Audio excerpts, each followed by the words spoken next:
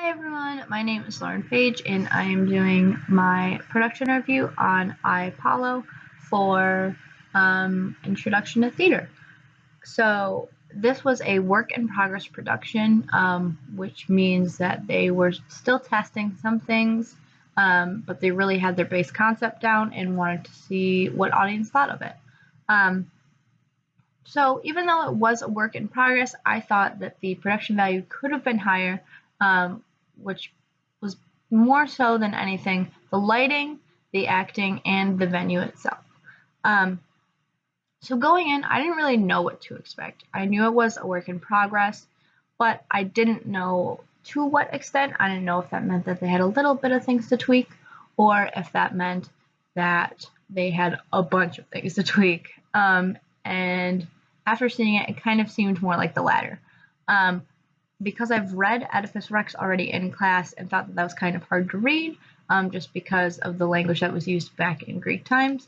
I thought that this high concept could improve upon it because it seemed really interesting, now merging technology and a new venue, or a kind of work in progress theater as well, working with Magic Spell Studios.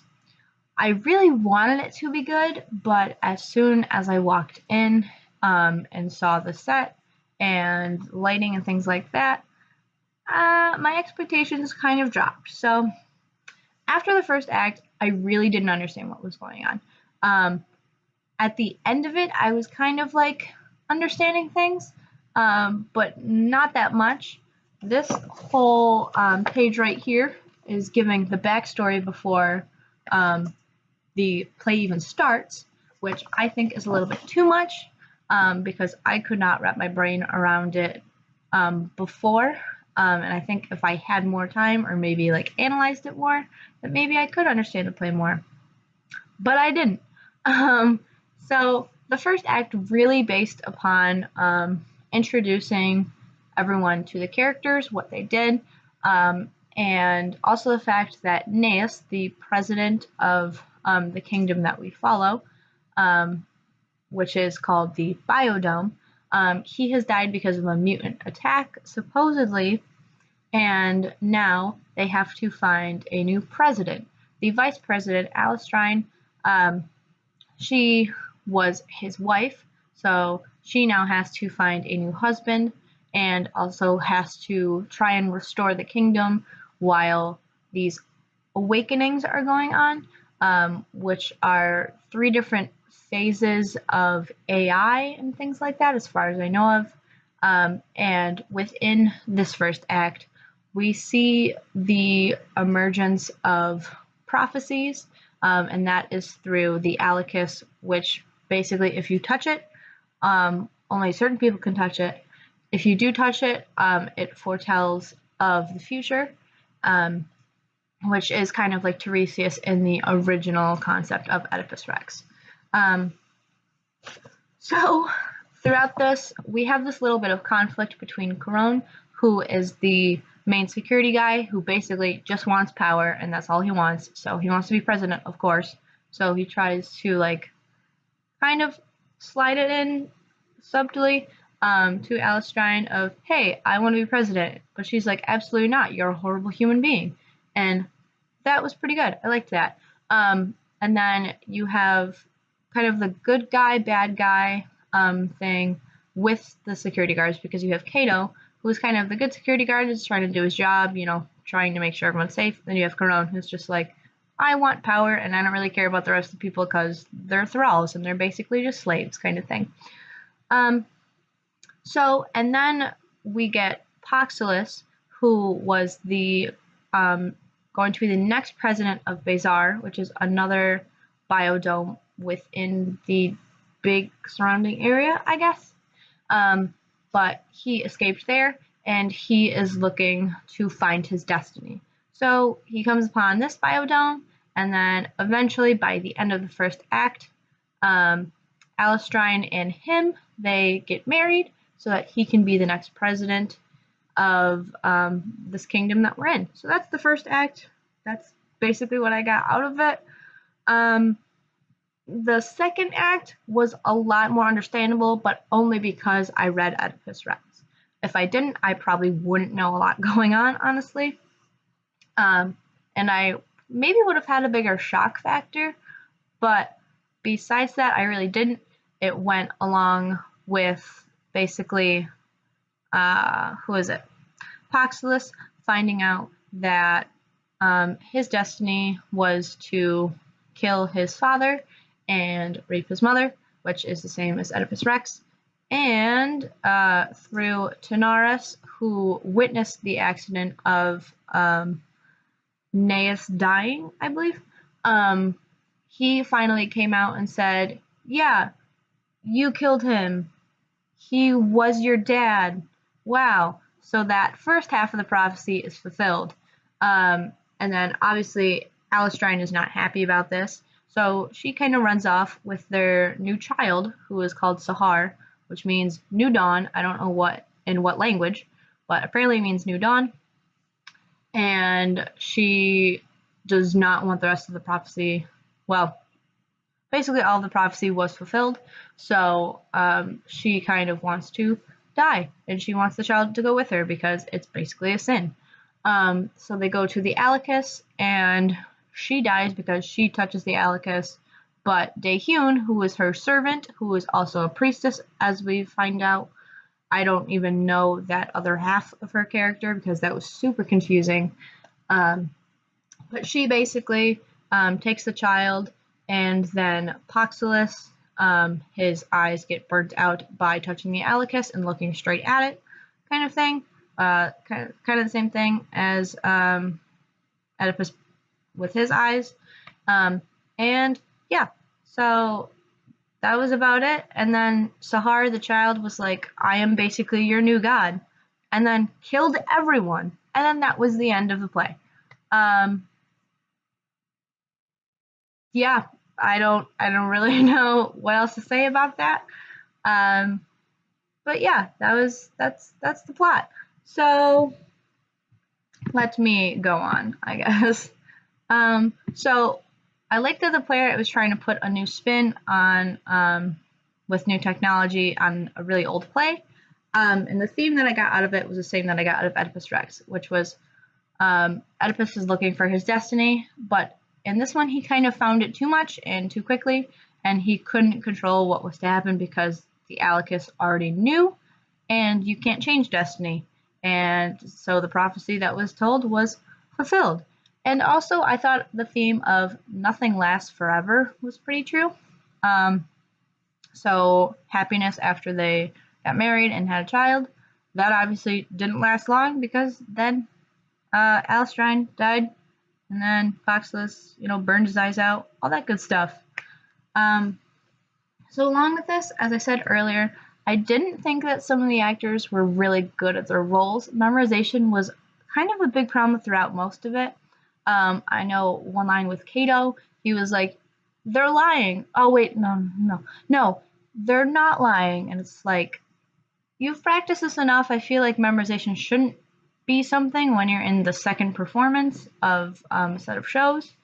Um, Even the intelligence woman who was Yashira, I believe, she had some problems. But I really think that Poxilus, Corone, who is it? The kind of like jester brother to Alistrine Patron, and the professional actors, which were Tanaris and Elidor, were really good at bringing out their characters to life, and they were really believable to me, to be honest, from their intentions of the character to being the character fully and truly. I think that these actors were the best at being truthful of playing their character, and they really didn't break character at all. I feel like interactions between the characters sometimes didn't seem genuine and were kind of forced.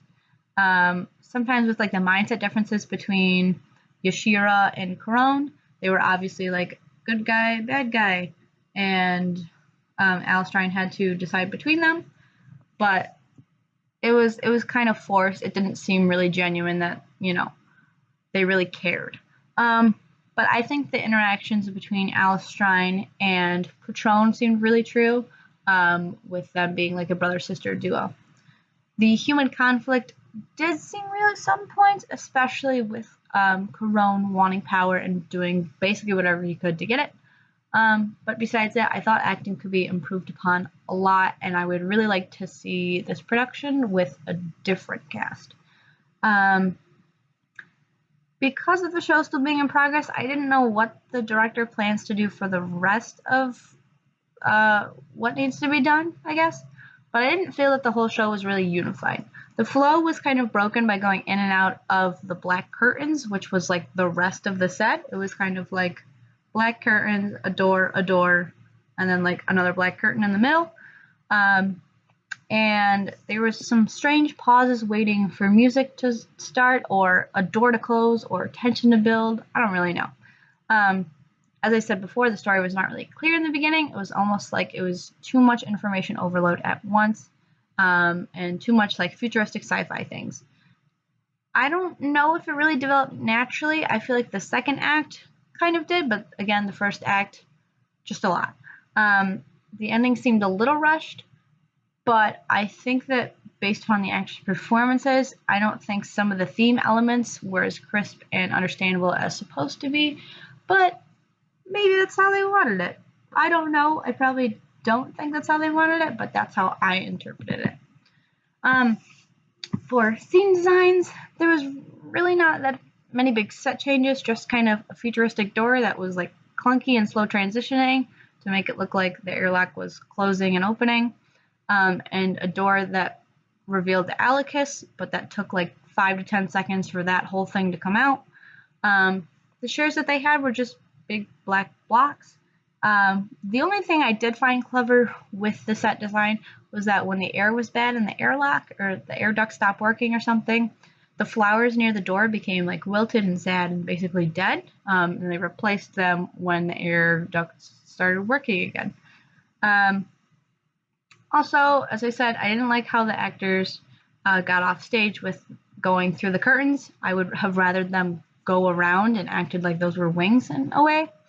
And then finally, I didn't understand the bird. It was just weird. It was just a little puppet, and I don't know what it was there for, and it didn't give any knowledge because it just did like a tweening thing. There's a lot of scenes. Wow. And then overall, the location was really strange. I thought it would be in Magic Spell, the theater there, but instead it was in the soundstage. It was very, very open. The seating wasn't that good, honestly, because you couldn't see that much depending on where you were. And yeah, I just would have rathered it somewhere else. What else? Whew, I'm getting dizzy over here. I thought the costumes were pretty good in this. They definitely showed who was more elite and who was not, especially with Alistrine and Patron wearing kind of like almost Greek costumes, really, and the same with Daehyun. What else? And then the main security guys, so Kato and Corone, looked pretty decent, I thought, with that. And I liked the color choices made with the costumes because they kind of blended naturally with the set. Nothing stood out too much unless they were more elite, which, as I said, was Alistrine and Patron. I feel like costumes could have fit the time period a little better considering it's more futuristic, but maybe they wanted to go with that. I don't really know. The lighting design. Oh boy. I did not like the lighting design at all. Basically, they didn't have lighting design. All it was the lights like dimming in and out sometimes, but they never went to black. And there wasn't any other different color changes besides the fluorescent lighting above us, which just didn't add anything. And they could have not dimmed any of the lights and it wouldn't have done anything throughout the whole play. The sound I thought was actually pretty effective, although sometimes it went on a little bit too long. Definitely fit the theme the best out of any design element, and it helps move along scene transitions when they seemed a little clunky with the door or something like that, and helped break up some of the acting.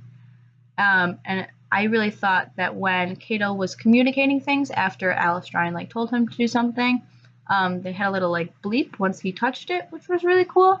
And then when the Alicus was working, they had good sound effects for that. So that was one of the best design elements, I could say.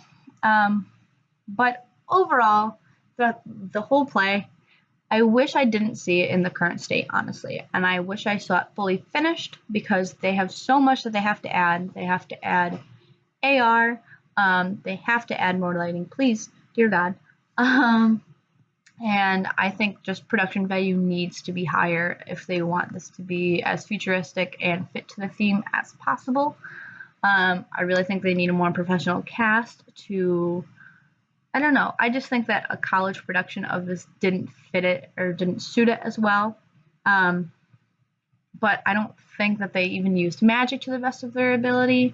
And yeah, I just would have rather seen the show a lot later when it's fully finished instead of a work in progress. But that's about all I have. So thanks for watching. Bye.